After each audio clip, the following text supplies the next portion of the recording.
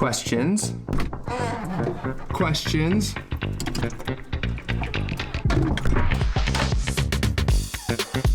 Questions.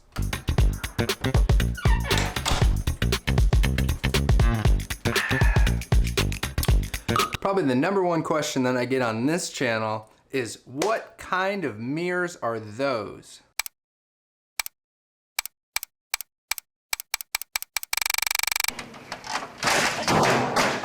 So today, let's take a look and let's figure out which ones they are.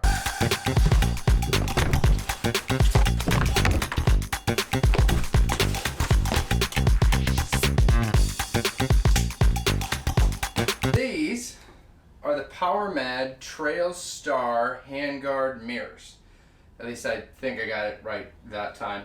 And they're essentially a handguard mirror from Amazon that are like 30 bucks. And they work.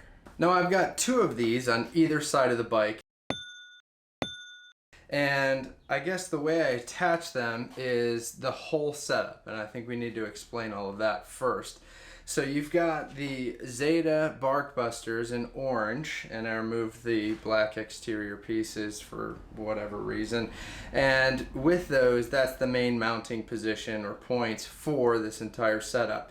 Because from there, within the kit, Zeta gives you the actual bar mounts. I don't know exactly what they're called, I'm just using references here. But those specific ones that Zeta gives you go straight out. And you can't use those because, well, you've got all these cords and things and other fun stuff like that. So you need to purchase the U bracket, or the Zeta U handlebar bracket, or the whatever it's on the screen, things to actually make sure that you get this mounting position underneath all those cables. From there, I also have the Zeta integrated turn signal handguards, which I think actually work really pretty well. That's pretty nifty. Yeah, no, they're kind of cool. They're nice and bright, and it gets rid of those funky turn signals sticking out from the head unit over here. With all that then put together, all I did is, if you can see these two bolts here and here, is I removed this bolt, added a spacer, and then a nut on this side, and mounted the mirrors up, and there we go. And you're free, clear, and done. So then I guess the next question would be, do you really need to have mirrors on your motorcycle? And well, in 21 states in the United States, you are required to have a mirror.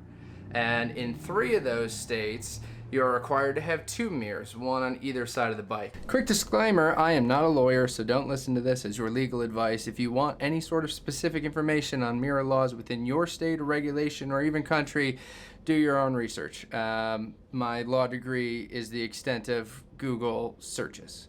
So be mindful of that, and don't listen to me for any legal advice or anything along those lines. Just fun references. Anyway, back to the video. So then, being the good law-abiding citizen that I am, you have 2 mirrors on there. I hated the factory ones that came way up and were huge, but honestly those worked much better than these did. And I guess that falls into another question, is how well do they work? Well, in all reality, they don't work great. If you're looking for a mirror where you can actually see behind you, I probably would suggest not getting these. I think the main problem with them is that they cover like 180 degrees. So you can adjust them, but at the same time, you see more of like your hand and like not necessarily the car behind you. You can register that a vehicle is behind you. What are you doing? You can register that a vehicle is behind you, but you've got no clue how close it is, how far away it is, if it's really kind of in your line, if you have room to get over.